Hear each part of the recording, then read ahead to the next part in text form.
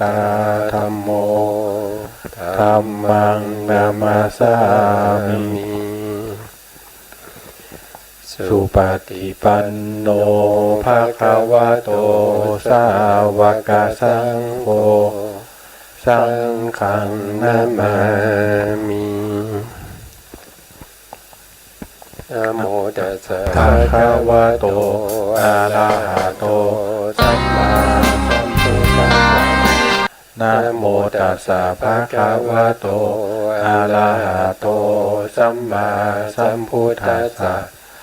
นะโมตัสสะภะคะวะโตอะระหะโตสัมมาสัมพุทธัสสะสัมมาสัมพุทธัมมัตุลังสัสสะธัมมะคานุตตมังอาภิวาทิยภาสิสังอาภิธรรมัตถสังฆังตัทธาวุตตาภิธรรมัตถจตุธาปรมัตถโตจิตตังเจตสิกังรูปังนิพพานามิติสัพพะทาขอกราบนมัสการพระมหาเถระพระสังฆาธิการพระเถรานุเถระและขอสวัสดีท่านผู้ฟังและผู้ชมทุกท่านที่ติดตามในรายการพระไตรปิฎกลอยฟ้าในเนื้อหาของพระอภิธรรมครับครั้งนี้ก็เป็นครั้งที่6ในปริเฉดที่1นะครับเราทวนในเรื่องของจิตตสังหะซึ่งอยู่ในปริเฉดที่1นะการที่เราทบทวนบ่อยๆก็เป็นการดีนะครับเพราะว่าเราจะได้สามารถที่จะจำเนื้อหาได้ดีขึ้นนะผู้ที่ฟังมาแล้วยังไม่เข้าใจก็สามารถที่จะฟังแล้วทำให้เกิดความเข้าใจได้นะครับก็จะเป็นประโยชน์นะครับเป็นประโยชน์ต่อทั้งผู้ฟังแล้วก็ผู้บรรยายด้วยนะครับนี่ถ้าผู้บรรยายบางทีไม่ได้บรรยายในหัวข้อนี้นานเข้าก็จะลืมนะครับอย่างมีหลายท่านนะครับอย่างอาทิตย์วันนี้มีอะไรจะพูดคุยไหมครับพูดคุยกับท่านผู้ฟังเขาแล้วยังไม่จบครับแล้วก็พูดต่อเลยครับพระพุทธเจ้าต่อจากครั้งที่แล้วเลยใช่ไหมครับไม่มีอะไรจะคุยกับท่านผู้ฟังครับนะครับงั้นเราก็จะเข้าสู่สไลด์ที่ต่อจากครั้งที่แล้วนะครับครั้งที่แล้วเราพูดถึงเรื่องของการสร้างบารมีของพระพุทธเจ้าทั้งหลายนะครับก็คือบนสไลด์นี้นะครับของบนสไลด์นี้ทีนี้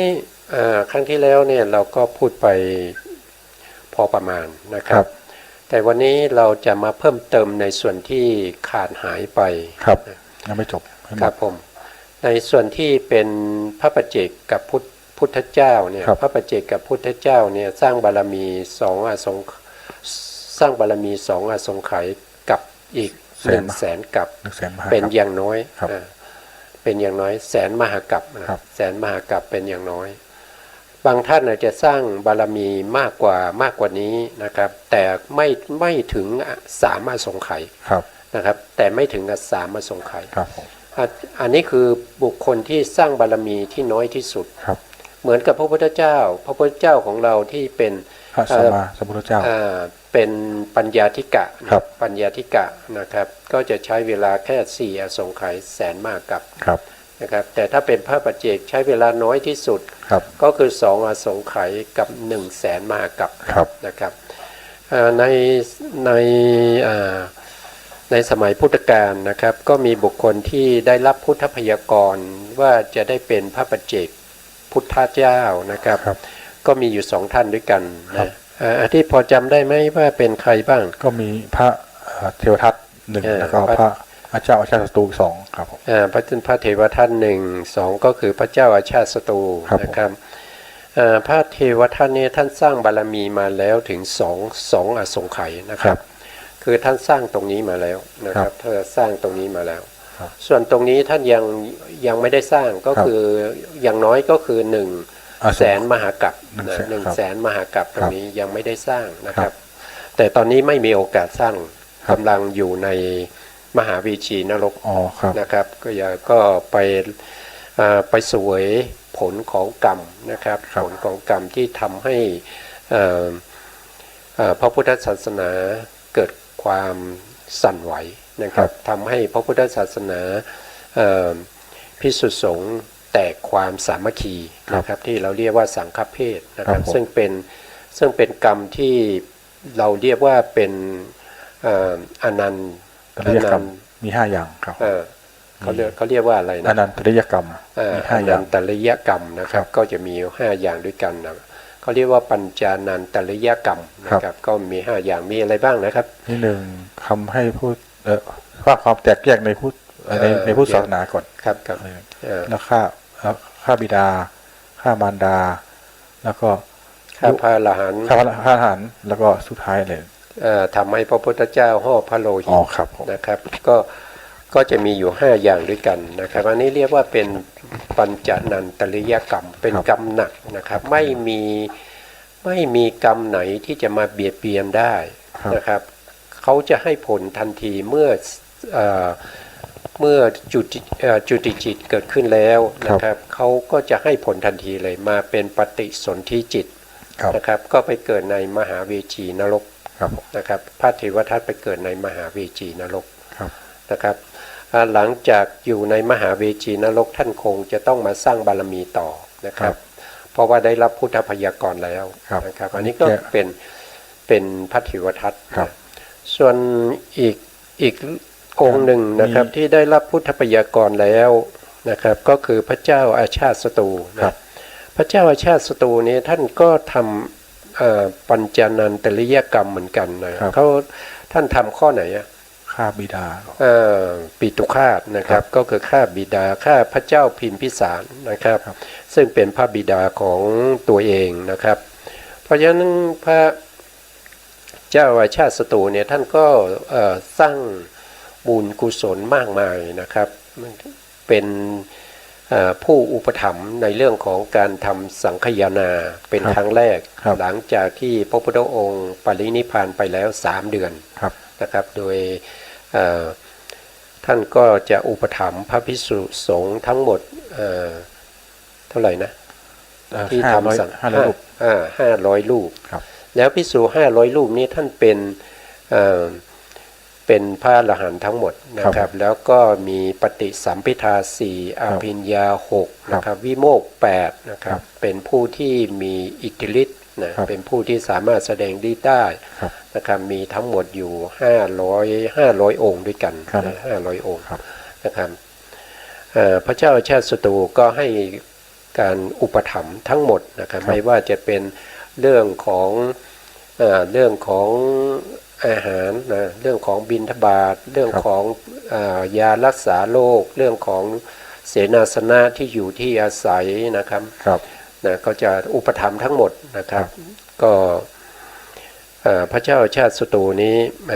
นะครับก็ช่วยเหลือนะการทำสังฆยานาในครั้งนั้นได้อย่างดีนะครับแต่ก็ไม่สามารถที่จะล้างไอ้กรรมที่เป็นปิตุฆาตได้นะครับท่านเสียชีวิตแล้วท่านก็ไปเกิดอยู่ในนรกนะที่เรียกว่าโลหะกุมพีนรกก็คือท่านได้ตกลงไปใน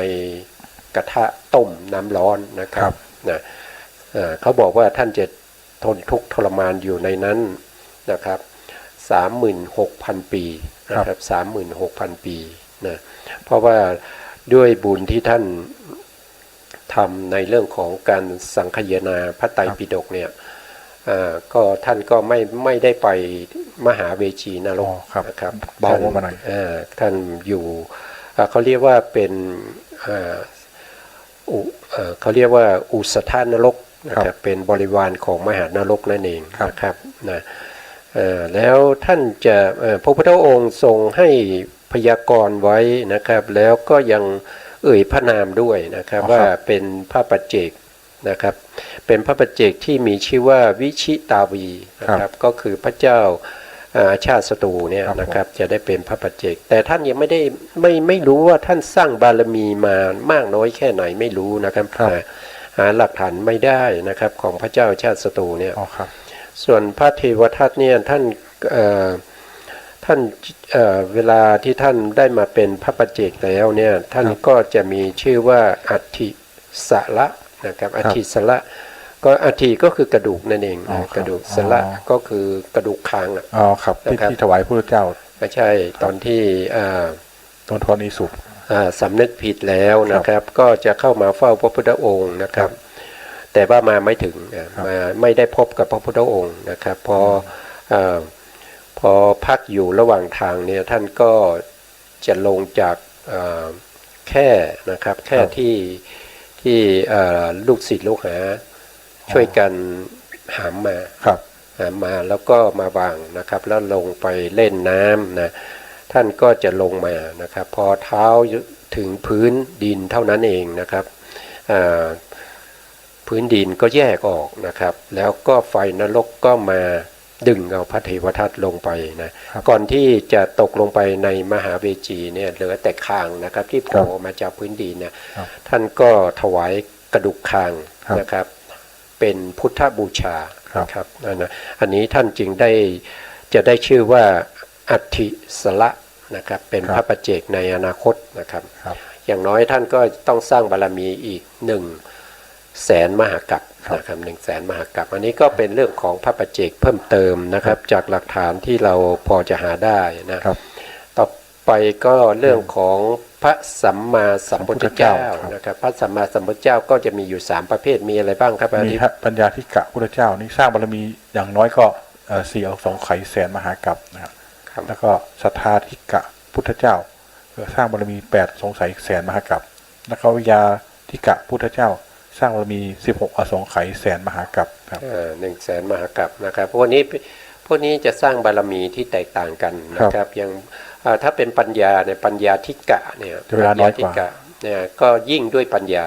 นะครับยิ่งด้วยปัญญาก็จะใช้เวลาน้อยนะใช้เวลาแค่4,200,000 มหากัปแสนมหากัปนี่ก็คือ100,000 มหากัปนั่นเองนะครับก็คือ100,000 มหากัปนั้นเป็นเศษนะมันเป็นเศษของอาสงไขยกัปนะเป็นเศษของอาสงไขยกัปแล้วปัญญาธิกะเนี่ยก็สร้างบารมีน้อยแล้วท่านก็ยังเป็นบุคคลที่มีความนึกคิดที่เป็นด้านปัญญามากนะครับเพราะว่าการสร้างปัญญาให้เกิดขึ้นเนี่ยก็มีวิธีการอยู่นะครับแต่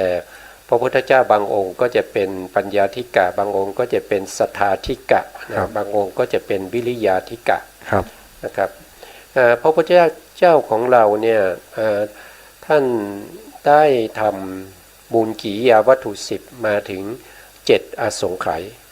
แล้วก็มาประกาศอีกนะครับทั้งกายทั้งวาจานะครับทั้งกายทั้งวาจาแล้วก็ตอนแรกเนี่ยท่านเฉพาะทางมโนเท่านั้นเองนะครับทางใจเท่านั้นเองท่านไม่ได้ประกาศนะครับ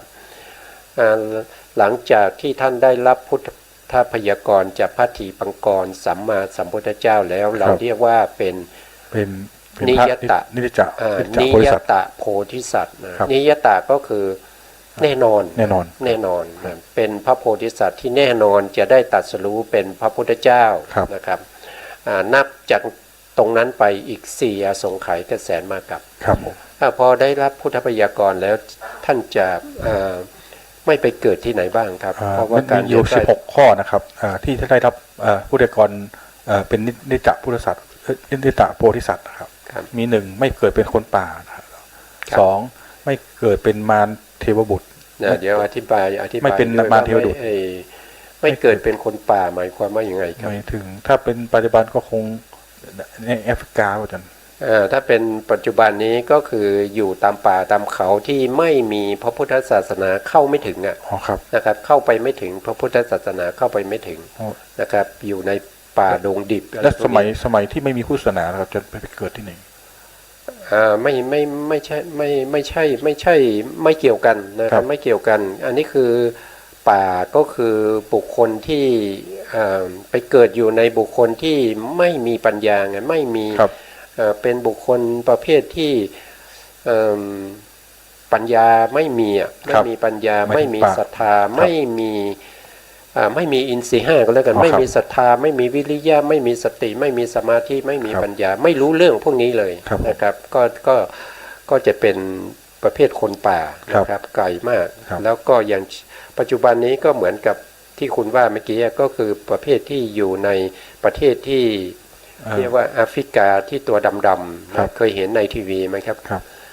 เด็กพวกที่อดอยากไม่มีอะไรจะทานนะที่ ครับ ผอมโซนะพวกนั้นนะครับพระโพธิสัตว์ที่ได้รับพยากรณ์แล้วที่เป็นนิยตาโพธิสัตว์เขาจะไม่ไปเกิดเป็นคนประเภทนั้น ครับผม นะครับ ต่อไปเป็นมารเทวบุตรไม่ได้ครับ ครับ หมายถึง คือมันเทวบุตร พ ที่ ญามาร ที่เป็นพญามารที่มาขัดขวางในวันที่พระพุทธองค์ จะตัด จะ สู้ ตรัสรู้ ครับ นะครับเขาเป็นเทพบุตรนะครับ เขาอยู่ชั้นไหนครับ ชั้น6ชั้นสุดท้ายชั้นสูงสุดเลย ก็เป็นเทวดาในชั้นที่6นะครับก็เรียกว่าเป็นปาลมินมิตวัสวัตตี ครับ นะครับ พญามาร หรือพญามารอันนี้บางทีเราเรียกว่าเป็นพญานะครับเป็นพญาหรือเป็นพญาปาลมินมิตวัสวัตตีนะครับเป็นผู้ปกครองอยู่ในชั้นนั้น ครับ นะครับเป็นเทวดาระดับผู้ปกครองนะครับเป็นคนที่ถ้าว่าในปัจจุบันนี้ก็คือเป็นประธานาธิบดี อ๋อ นะครับ หรือว่าจะเป็นพระมหากษัตริย์นะครับ หรือว่าเป็นผู้ที่มีอำนาจในชั้นนั้นนะครับ ก็ อย่างพระอินทร์นี่อยู่ในชั้นไหนจะเป็นผู้ปกครองชั้นไหน พระอินทร์อยู่ในชั้นที่2เอง ชั้นที่ นะ สอง ครับ ยามาเหมือนกัน ไม่ใช่ครับพระอินทร์อยู่ในชั้นดาวดึงส์ ดาวดึงส์ นะครับ ครับ ดาวดึงส์ชั้นแรกเนี่ยเรียกว่าจัตุมมหาราชิกา โอเคครับ นะครับจัตุมมหาราชิกาก็ ครับ มีเท้าทั้ง4ดูแลอยู่ อ๋อพระ นะครับ ชั้นสองนี่เป็นพระอินทร์ปกครองอยู่ ก็คือเท้าสกกะนั่นเองนะค ครั รับบ พระอินทร์เท้าสกกะนะครับ ครับ มีหลายชื่อ อ๋อ นะ มีหลายชื่อ ค ครั รับบ ผม ต่อไปเป็นไม่เกิดไม่เป็นอสัญญสัตตภูมิเป็นอสัญญสัตตภูมิไม่ได้ ก็คือผมที่ไม่มีนามนะครับ มีแต่รูปมีแต่รูป ผมรูปฟัก อย่างเดียวครับผม ต่อไปไม่เป็นสุทวัตเป็นสุทวัตภูมิไม่ได้ ไม่เกิดในสุทธาวาสภูมิ ครับ ไม่เกิดในสุทธาวาสภูมิสุทธาวาสภูมิมีอยู่ มีอยู่5 มี ชั้น อยู่ห้าชั้นนะครับ 5ชั้นมีชั้นอะไรบ้างครับ ที่จะไปคนที่จะเกิดได้ก็คือพระอนาคามีนะครับ ชั้นนี้ครับมี ครับ มีอยู่ชั้นจำไม่ได้ชั้นจะจำ เดี๋ ได้ ยว ชั้นสุดท้าย ผมกำลังจะหา อากนิษ รูป ฐาสุดท้าย หารูปมาให้ดูนะครับ นี่ ว่า มีชั้นหนึ่ง ตรงนั้นมัน นี่ มันเห็นผู้ชมจะ ครับ ผู้ชมมันจะไม่เห็นนะครับ ครับ นะครับก็มาดูตรงนี้นะครับในสุทธาวาสภูมิก็คือตรงนี้ ครับ นะ เป็นที่เกิดของพระอนาคามี ที่ก็คือไม่มาเกิดใน5ภูมินี้ ครับ ไม่เกิดใน5ภูมินี้ ครับ แล้วก็ไม่เกิดในอสันด้วยอ ครับ สันอยู่ตรงนี้นะครับ ครับผม อสันก็อยู่ในถ้าว่าโดยพรหมเนี่ยก็จะเป็นชั้นที่จตุทัชฌานนะครับ จตุทัชฌานนี่มีอยู่7ภูมิด้วยกัน ครับ นะครับก็จะมีอาวิหาสุทธาวาส5ก็แล้วกันนะสุทธาวาส5แล้วก็อาสัญญาสัตต ครับ ภูมิ ครับ แล้วก็เวหาพลา ครับผม นะครับก็จะไม่เกิดในอสัญญาสัตตภูมิ ถ้าได้รับพุทธพยากรณ์นะครับ ครับ จะไม่เกิดในภูมินี้ เพราะอะไรในภูมินี้มีแต่รูปนะครับ เพ ครั ราะ บ ว่ามีแต่รูปไม่มีนามนะครับ ไม่มีนามไม่มีนามนี่คือไม่มีปัญญา ครับ ไม่มีปัญญาไม่มีศรัทธาไม่มีวิริยะสติสมาธิไม่มีเลย ครับ นะครับมีแต่รูปอย่างเดียว ครับ แล้วก็มาอยู่ในภูมินี้นานมากถึง500มหากัป เพราะเขาไม่อยากเสียเวลา เพราะว่าพระโพธิสัตว์เขาต้องการที่จะสร้างบารมี ครับ นะครับถ้าไปอยู่เป็นพรหมลูกฟักเนี่ย ครับ มันก็ สร้าง เสีย บา เว ร ลา มีไม่ได้ มากนะค เสี รั ย บ เวลาครับ ไม่ได้สร้างบารมีเลยตั้ง500มหากัป ครับ นะครับนะเมื่อกี้พูดถึงเรื่องของพญามารก็อยู่ในชั้นนี้ครับ ครับ อยู่ในชั้นนี้ชั้นนี้นะครับ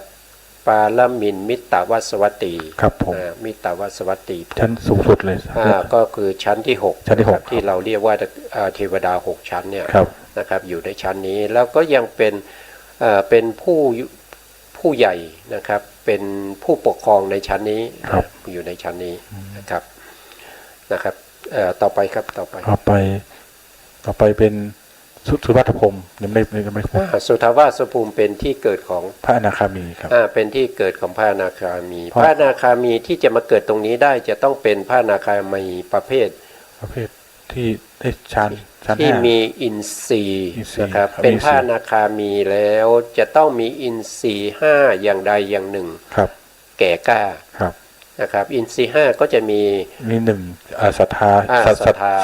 สัตทินรีย์ครับศรัทธา สัตทินรีย์ ครับ นะครับถ้าสัตทินรีย์แก่กล้าก็จะเกิดในชั้นแรกเล ครั ย บอวิหาครับ เกิดในอวิหารนะครับ ครับผม แต่ถ้าวิริยินทรีย์ จะคือ แก่กล้า ชั้นที่2ก็คืออัตตปาครับ อัตตปานะครับถ้าสตตินทรีย์ แล้วก็เป็นชั้นที่3สุทธสาครับ สุทัสสาถ้าเป็นสมาธิ ธินทรีย์ ก็สมาธิมากก็เป็นสุทัสสีครับชั้นที่ แล้วก็ 4นี่ปัญญา ปัญญา ปัญญิน ก็เรียกว่าปัญญินทรีย์ ชั้นสุดท้าย ก็จะเกิดในอากนิฐา ครับผม นะครับ ชั้น5ในชั้นนี้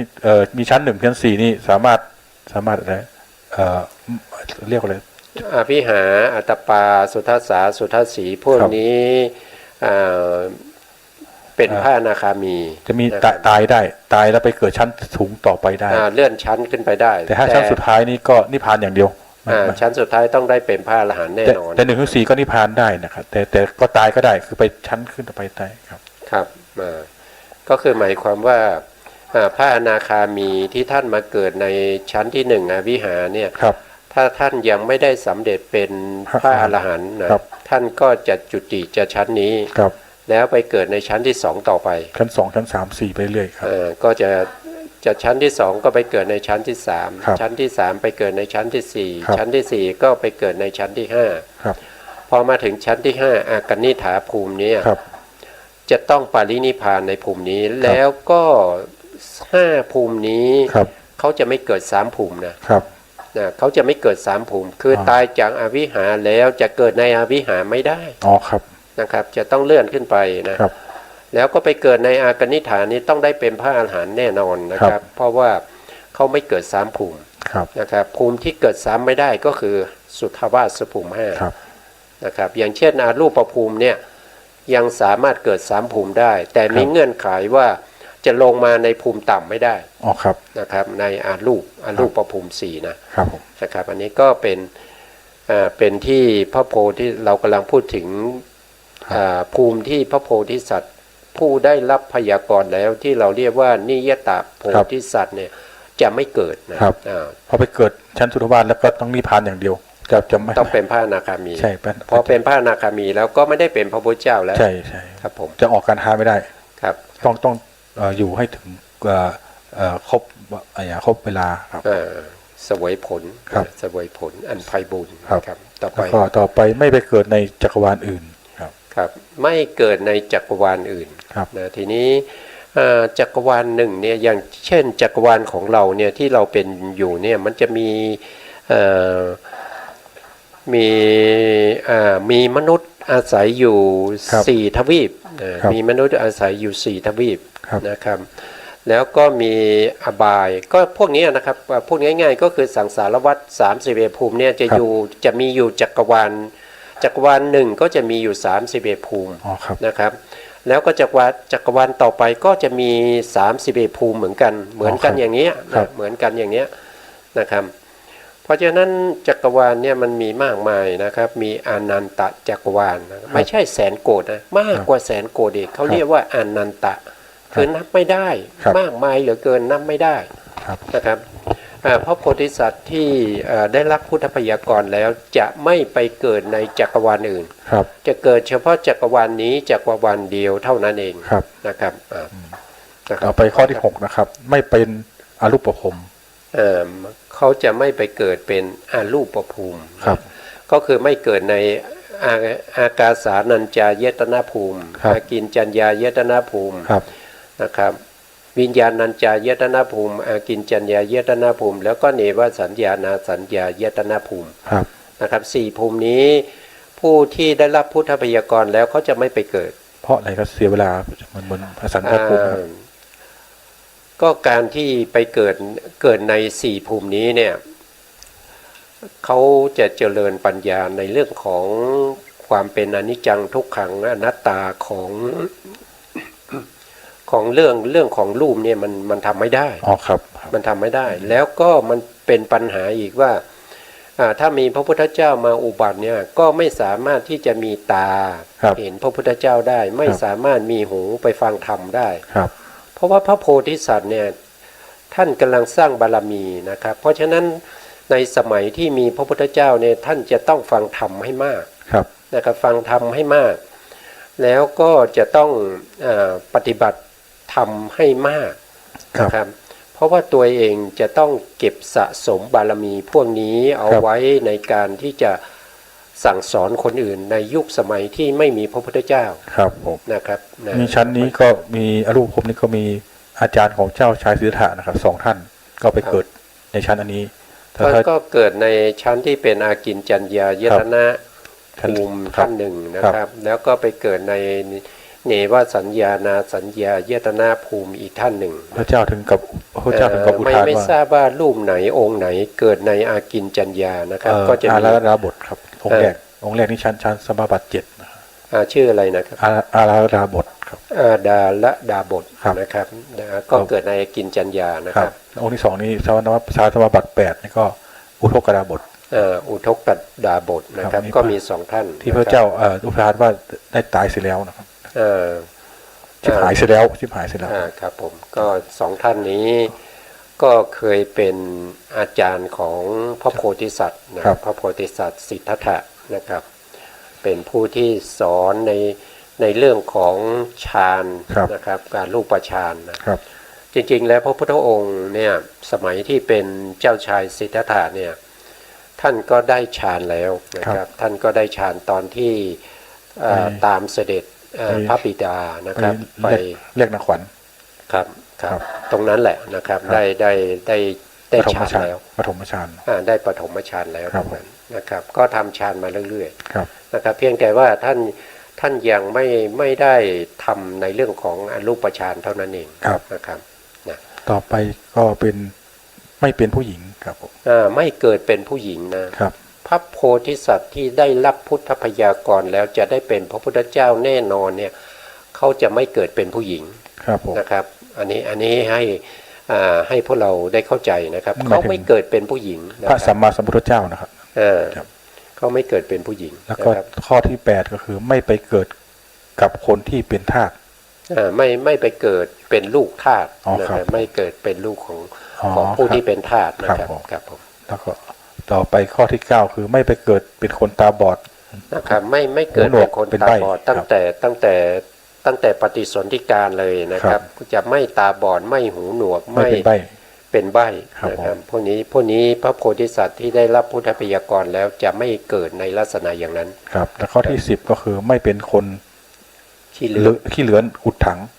ไม่เป็นคนขี้เลื้อนนะครับต่อไปครับ 11คือไม่เปลี่ยนแปลงเพศ ครับก็พระโพธิสัตว์นี่จะไม่เป็นเขาปัจจุบันนี้ก็เรียกว่ากระเทยนะครับ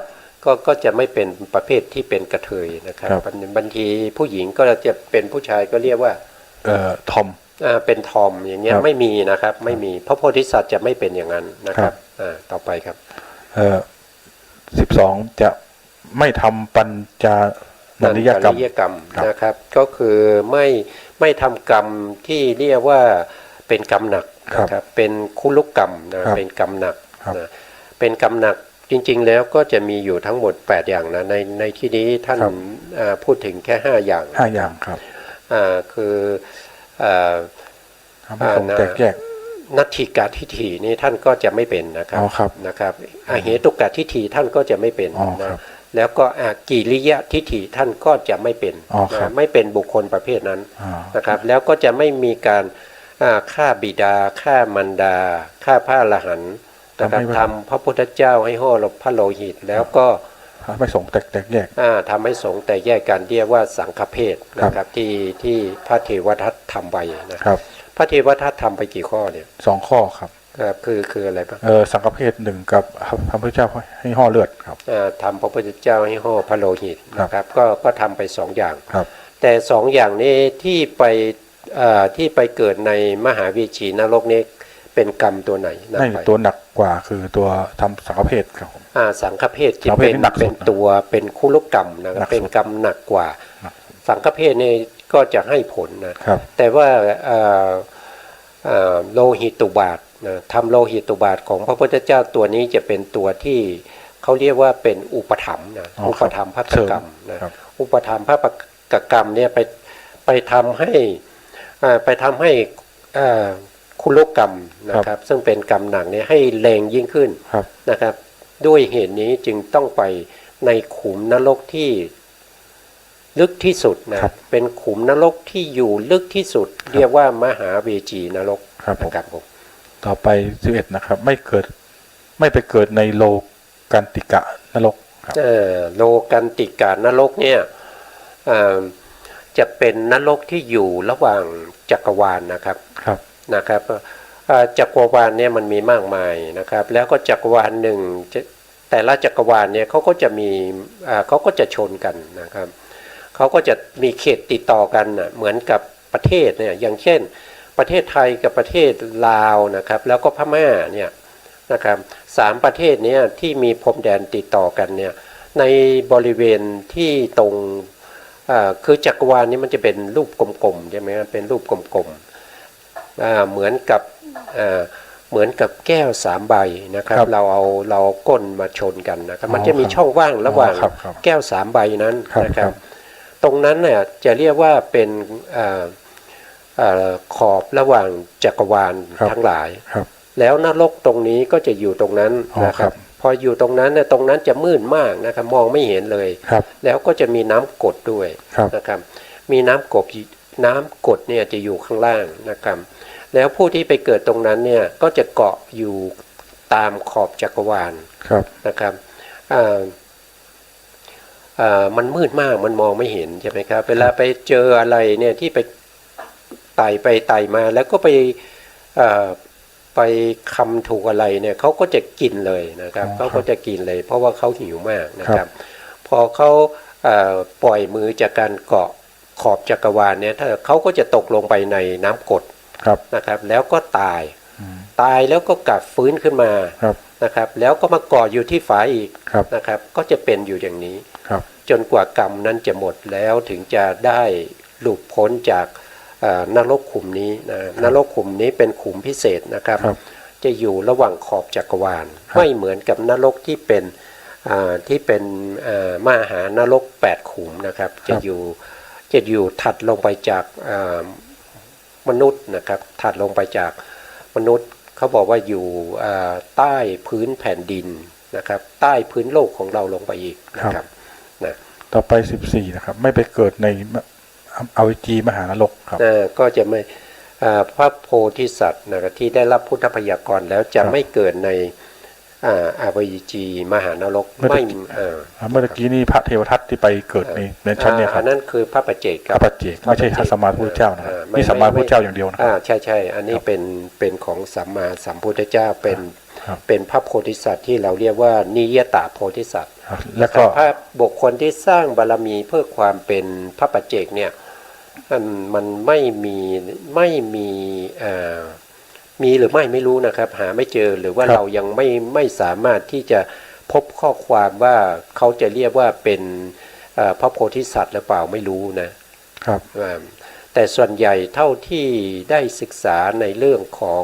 พระปัจเจกเนี่ย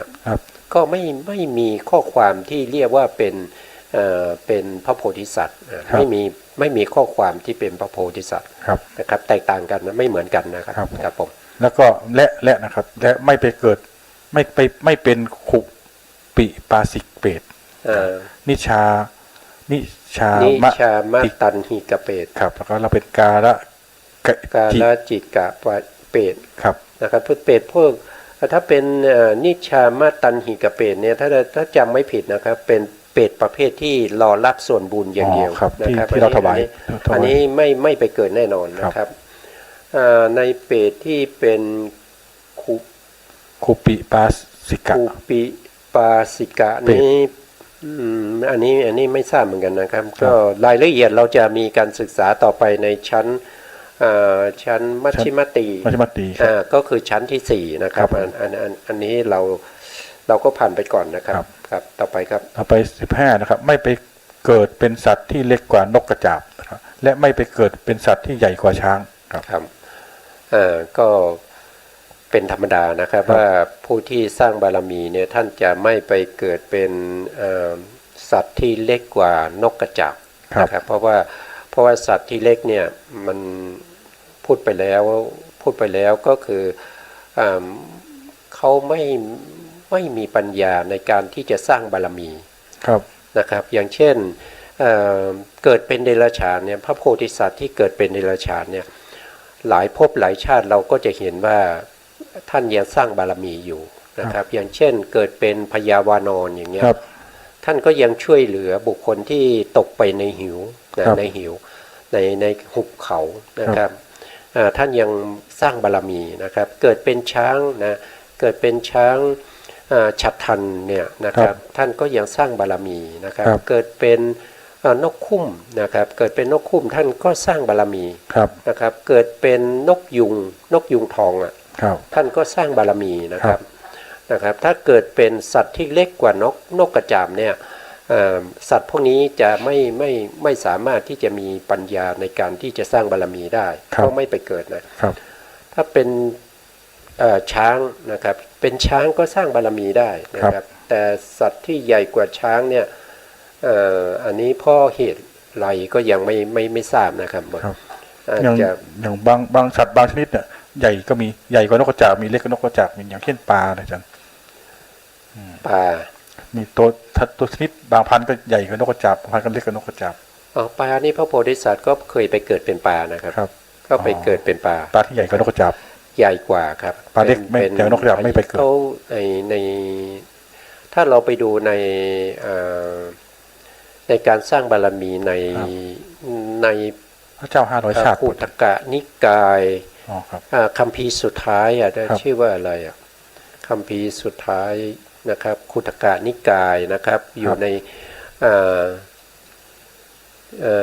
ในสุตตันตปิฎกนะครับแล้วก็ขุทกนิกายนะครับจริยปิฎกนะครับก็จะอยู่ในเล่มที่74นะครับอันนี้ก็จะมีเรื่องอยู่นะครับจะไปเกิดเป็นปลาก็มีนะครับก็จะมีอยู่ในนี้นะครับปลาที่ใหญ่นกกระจาบลองไปหาอ่านดูนะครับว่าในสมัยที่ฤดูมันแล้งเนี่ยน้ำมันแห้งนะครับน้ำมันแห้งปลาก็ตายไปทีละตัว2ตัวนะเพราะโพธิสัตว์เขาเป็นพญาปลานะครับเป็นก็เกิดความสงสารพวกปลานะครับเพราะว่าน้ำมันแห้งไปเรื่อยๆนะครับฝนก็ไม่ตกอย่างเงี้ยพญาปลาท่านก็ทำสัจจวาจานะครับขอให้ฝนตกฝนก็ตกลงมาครับอันนี้ก็ไปสามารถไปหาอ่านได้ในจริยปิฎกนะครับแล้วก็จริยปิฎกเนี่ยเป็นการสร้างบารมีของพระโพธิสัตว์ในภัตตกรรมนี้นะคือหมายถึงว่าโลกใบนี้นะครับตอนที่พระพุทธองค์ยังไม่ได้เป็นพระพุทธเจ้าเนี่ยนะครับ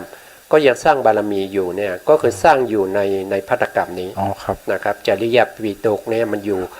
ถึงแม้จะเป็นเดรัจฉานเป็นอะไรก็ตามก็คือเกิดอยู่ในโลกใบนี้นะครับไม่ใช่โลกที่ผ่านมาแล้วไม่ใช่นะครับก็คืออยู่ในภัตตกรรมนี้นะครับแม้ภัตตกรรมนี้เนี่ยท่านจะได้เป็นพระพุทธเจ้าในภัตตกรรมนี้แล้วในโลกใบนี้เหมือนกัน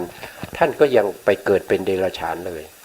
นะครับอย่างเช่นไปเกิดเป็นนกคุ้มนะครับที่ไฟไหม้ป่าจำได้ไหมครับ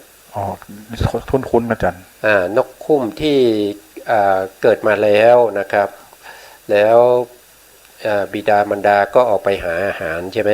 ออกไปหาอาหารไฟก็ไหม้ป่ามาก็ลามมาเรื่อยๆนะครับก็จะถึงรังที่ นกคุ้มอยู่นะครับท่านก็ทำสัจจะวาจานะครับขอให้ไฟป่านั้นดับนะครับไฟป่านั้นก็ดับไปนะครับโดยการอ้างคุณของพระพุทธเจ้าอ้างคุณของศีลนะอ้างคุณศีลของพระพุทธเจ้าของพระโพธิสัตว์ทั้งหลายที่บำเพ็ญบารมีอยู่นะครับแล้วตัวเองก็เกิดใหม่ขามีอยู่ก็เดินไม่ได้ปีกมีอยู่ก็ยังบินไม่ได้นะครับเป็นสัจจวาจานั้นก็ขอให้ไฟอย่าได้ให้ไฟหยุดอย่าได้มาทางนี้เลยนะครับไฟนั้นก็ดับไปนะครับอันนี้ก็เป็นพระโพธิสัตว์นะครับถึงแม้ว่าจะใกล้จะตรัสรู้แล้วนะครับยังได้ไปเกิดเป็นเดรัจฉานอยู่นะครับผมครับต่อไปสุดท้ายคือไม่เป็นพระอริยะไม่ได้ในระหว่างที่บำเพ็ญบารมีครับก็คือเป็นโสดาบันอย่างเงี้ยไม่ได้นะครับ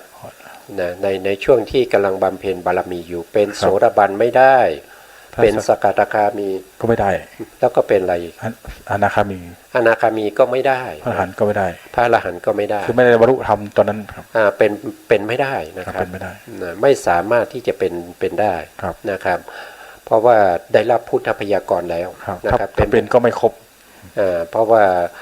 เป็นไม่ได้แน่นอนครับเป็นไม่ได้แน่นอนเพราะว่าได้รับพุทธพยากรแล้ว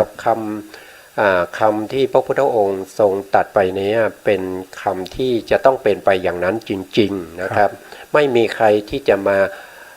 บีบผิวหรือว่าจะมาเปลี่ยนแปลงคำพยากรณ์ของพระพุทธเจ้าไม่ได้นะครับพระพุทธเจ้าจะตัดยังไงจะต้องเป็นอย่างนั้นนะครับจะต้องเป็นอย่างนั้นแน่นอนนะครับอันนี้ก็หมดแล้วเหรอครับหมดแล้วครับ16มีอยู่16ข้อนะครับ16ข้อนี้คือ16ข้อที่พระโพธิสัตว์นะพระโพธิสัตว์ที่ได้รับพุทธพยากรแล้วจะไม่ไปเกิดเป็นนะครับไม่เกิดเป็นคนป่านะครับไม่เกิดเป็นเทวมารเทวบุตรมารนะครับแล้วก็อะไรอีกเป็นอสัญญสัต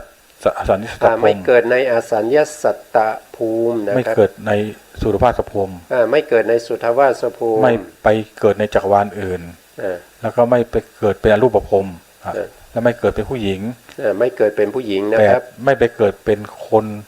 ที่เป็นทาสไม่เกิดกับคนที่เป็นทาสนะครับเป็นลูกทาสนะครับแล้ว9ไม่ไปเกิดเป็นคนตาบอดหูหนวกเป็นใบ้นะครับ10ไม่เกิดเป็นคนโรคเลื้อนครับ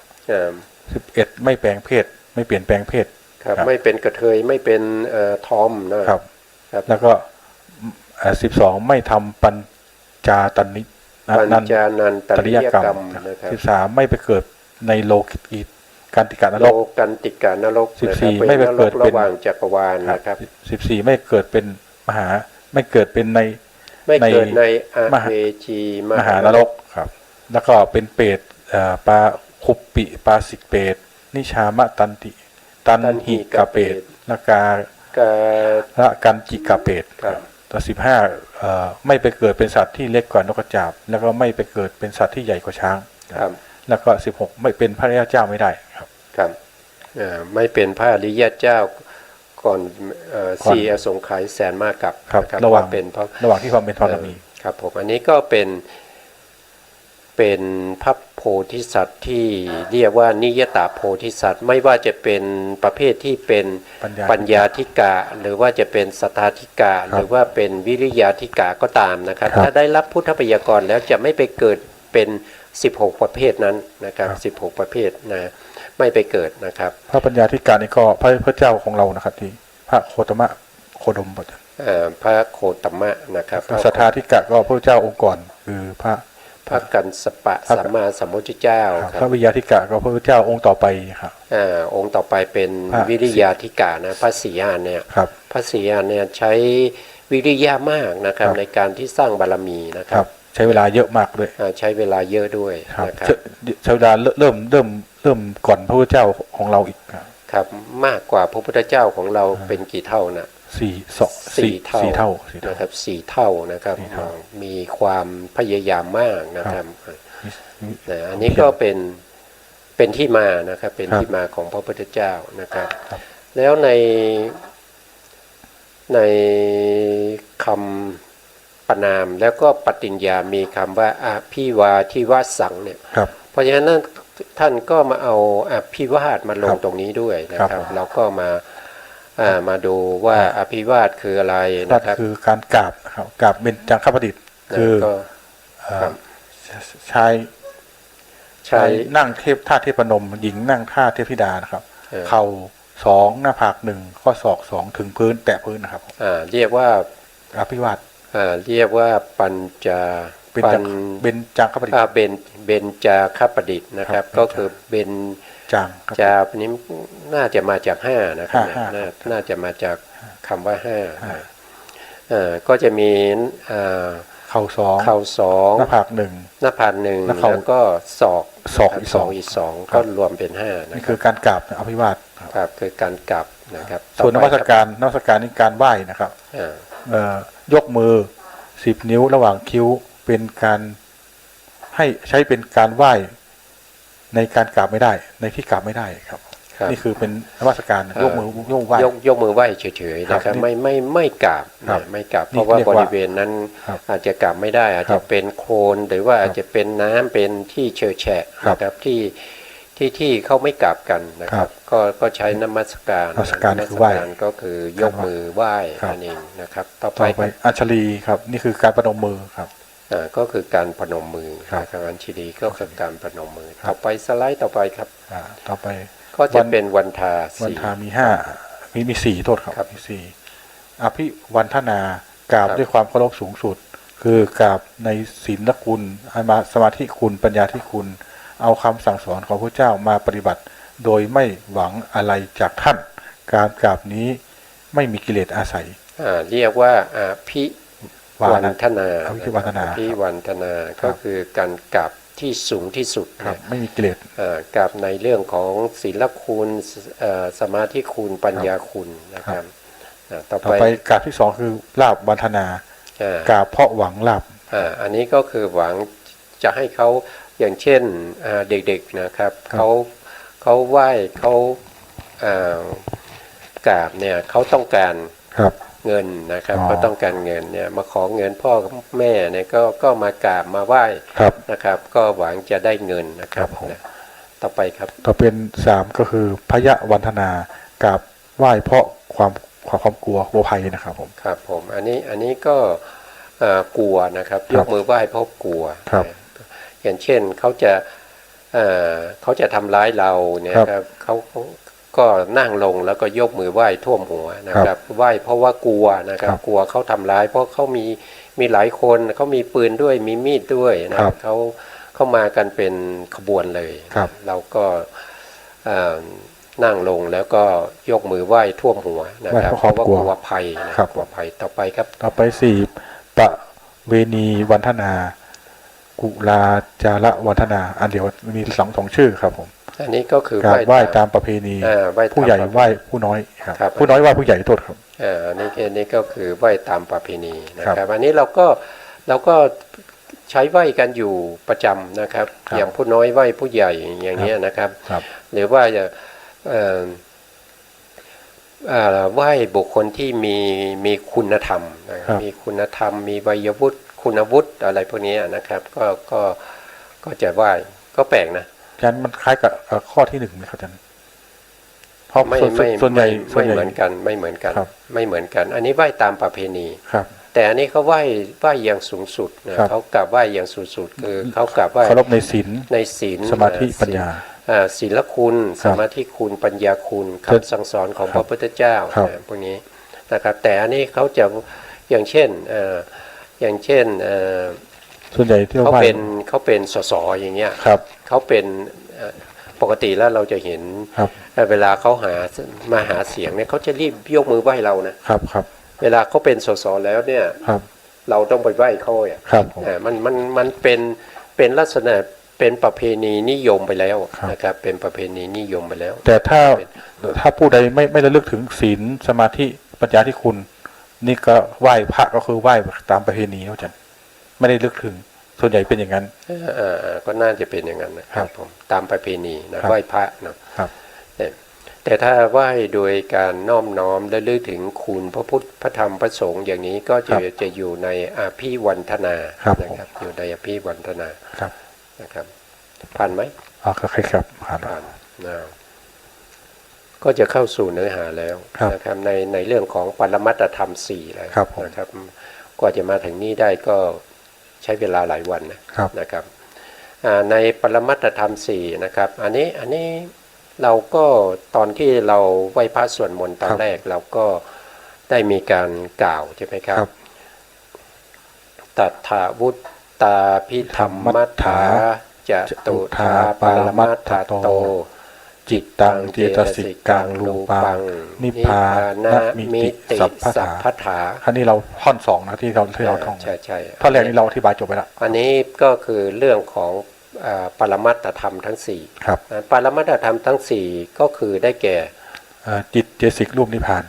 ก็อยู่ตรงนี้นะครับจิตตังนี้ก็คือจิต ครับ ตรงนี้ก็คือจิตว่าโดยย่อก็คือ89ว่าโดยพิสดารก็คือ121นะครับก็คือท่านพระอนุรุทธาจารย์นะครับท่านก็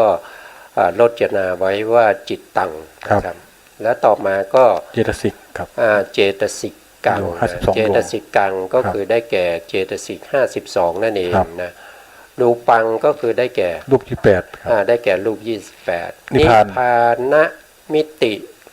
สัพพถานิพพานิพพานนะครับนี้ก็ได้แก่พระนิพพานนั่นเองมีอันเดียวครับนะครับถ้าแปลโดยเอาใจความนะครับท่านก็ได้แปลไว้ตรงนี้นะครับในคำว่าอภิธรรมมัทธสังคหะนั้นเมื่อว่าโดยปรมัตถธรรมแล้วไม่ว่าโดยประการใดประการใดๆย่อมมีเนื้อความของพระอภิธรรมอยู่เพียง4ประการคือจิตเจสิกรูปนิพพานคาถานี้เป็นการรวบรวมการแสดงปรมัตถธรรมทั้ง4ประการโดยลำดับที่พระอนุรุทธาจารย์ได้ยกขึ้นแสดงเป็นอารัมภบทอภิธรรมมัทธสังคหะปกรณ์นี้ในอภิธรรมมัทธสังคหะปกรณ์นี้ครับนะในอภิธรรมมัทธสังคหะปกรณ์เป็นปกรณ์นิ้วก้อยนะครับเป็นอัตถกถานิ้วก้อยนิดเดียวเองนะครับนิดเดียวยังไงก็ดูจากนี่นะดูจากตรงนี้นะครับก็จะมีจิตเจตสิกรูปนิพพานมีแค่นี้เองนะครับมีแค่นี้เองใครว่าอภิธรรมมันยากนะครับมันแค่4คำเองนะครับมันแค่4คำเองเรียนทั้งหมดคือเรียน4เนี่ย4จะเรียนแบบลึกขึ้นลึกลงก็มีแค่4คำเองไม่ยากนะครับถ้าเราสนใจนะถ้าเราสนใจไปเรียนวิชาชีพยากกว่านี้อีกเรียนบัญชีอย่างเงี้ยบัญชีก็ยังยากกว่านี้อีกไปเรียนตัดเย็บเสื้อผ้าอย่างพวกนี้ก็ยังจะยากกว่าเยอะถ้าเราตั้งใจในการที่จะศึกษานะครับไม่ยากหรอกอภิธรรมนี้ไม่ยากเรียนอื่นนี่มีการเปลี่ยนแปลงได้วิชาการแต่นี่มันมีเหมือนเดิมไม่มีการเปลี่ยนแปลงครับผมครับก็วิชาที่เขาเรียกว่าอะไรวิชาหากินนะครับทางโลกก็เป็นวิชาหากินนะครับทฤษฎีต่างๆเนี่ยแต่ละยุคแต่ละสมัยไม่เหมือนกันนะครับบางยุคบางสมัยมีการเปลี่ยนแปลงนะเปลี่ยนแปลงครับอย่างเมื่อตอนที่ผมกำลังเรียนไฟฟ้าอยู่เมื่อพศเท่าไหร่210กว่า2518นะครับ2518-19เนี่ยนะครับเขาบอกว่าไฟฟ้ากระแสสลับเนี่ยทำให้เป็นกระแสตรงได้แต่ไฟฟ้ากระแสตรงจะมาทำให้เป็นกระแสไฟฟ้าสลับไม่ได้เพราะนั้นเทคโนโลยียังไม่ถึงปัจจุบันนี้เป็นสามารถเอาสลับเป็นตรงก็ได้ตรงสลับก็ได้ครับปัจจุบันนี้แก้ไขหมดแล้วแก้ไขหมดแล้วมันเป็นไปไม่ได้แล้วนะครับอย่างเมื่อก่อนนี้ใครจะไปคิดว่านะครับคนปกตินะครับไม่ต้องปฏิบัติธรรมอะไรมีตาทิพย์เขาแข่งบอลอยู่อีกซี่โลกหนึ่งนะครับเราอยู่อีกซี่โลกหนึ่งเรายังสามารถที่จะมองเห็นได้ครับผมนี่ก็เฉพาะในเทคโนโลยีนะครับแล้วยังได้ยินเสียงได้ใช่โทรศัพท์ยังสามารถใช้เพราะฉะนั้นคนในปัจจุบันเนี่ยถือว่าเป็นคนที่มีบุญนะครับถึงแม้ไม่ได้ตาทิพย์นะไม่ได้ทิพจักขุไม่ได้ทิพโสตะก็ยังสามารถจะใช้เครื่องมือให้ได้ยินเสียงใ ให้ได้เห็นรูปได้ ครับผม นะครับก็เปลี่ยนแปลงไปเยอะนะครับก็เปลี่ยนแปลงไปเยอะ แต่ แต่สิ่งพวกนี้ไม่ใช่คุณธรรมที่ได้จากการประพฤติปฏิบัติแล้วก็เป็นสิ่งที่เต็มไปด้วยกิเลสนะครับ ผม นะครับ แต่ ไม่เหมือนกับ อภิธรรมปรมัตถธรรม ไม่เหมือนกับการที่เราได้ทิพจักขุหรือว่าทิพโสตะเนี่ย ครับ ที่เราประพฤติปฏิบัติมา ครับ อันนี้จะไม่มีกิเลสนะครับ ครับ ในขณะที่ทิพโสตะทิพจักขุเกิดขึ้นเนี่ยไม่มีกิเลสตัณหา ครับ นะครับแต่ในขณะที่เราดูกันแข่งฟุตบอลอย่างเงี้ย ครับ นะครับอันนั้นเต็มไปด้วยโลภะ อ๋อ นะครับ เต็มไปด้วยโลภะ ครับ ในขณะที่เราได้ยินเสียงนะครับคนที่เข้าภาคบอลหรืออะไรเนี่ย ครับ มันเล้าใจนะ อ๋อครับ อันนั้นคืออะไรอันนั้นก็คือกิเลส ครับผม นะครับเต็มไปด้วยกิเลส ครับ นะครับ มีอย่างหนึ่งคือมีการเปลี่ยนแปลงอยู่ตลอดเวลา แต่ถ้าเรียนปรมัตถธรรมนี่ก็เหมือนเดิมจะมีเหมือนเรียนเมื่อครั้งพศ900ก็มีเหมือนเดิมนะครับ ครับ ต่อไปปัจจุบันนี้ก็พศ2500กว่าครับก็เรียนอันเดียวกันครับผม 562 แล้ว 562 จะเข้า63แล้วนะครับ เนื้อหาก็ ปร เหมื มั อ ต นเดิ ถ ม ธรรมทั้ง4ก็ยังเหมือนเดิม เหมือน นะค เดิ รับ มไม่มีการเปลี่ยนแปลง เพราะมันเป็นสัจธรรมครับผมเป็นสัจธรรม เป็น เป็นของจริงครับ คือไม่มีการผันแปร ครับ เปลี่ยนแปลงเป็นอย่างอื่น ครับ นะครับเป็นอย่างไรก็เป็นอย่างนั้น ครับ นะครับอย่างเช่นจิตเนี่ยจิตเนี่ยมีสภาวะของจิตก็คือรู้อารม รู้ ณ์ อารมณ์ ใช่ไหมครับ ครับ รู้อารมณ์ ครับ ไม่ว่าจะเกิดกับใครก็ตามก็เขาก็ต้องรู้อารมณ์อะ ครับ ไม่รู้อารมณ์จิตก็จะไม่เกิด ครับ นะครับ ถ้าไม่รู้อารมณ์ก็ไปเกิดเป็นอสัญญาสัตว์เลยนะครับ ผม นะเพราะฉะนั้นจิตเกิดขึ้นเมื่อไหร่เนี่ยเขาต้องรู้อารมณ์เสมอนะครับ ไม่ว่าอารมณ์นั้นจะเป็นอารมณ์ที่เป็นปรมัตถ์หรือว่าเป็นอารมณ์ที่เป็นบัญญัติ ครับ นะครับก็รู้ได้ด้วยตัวจิตนี่แหละ ครับ โอ้อาทิตย์นะครับ ครับ เลยเวลาแล้วนะครับ โอเค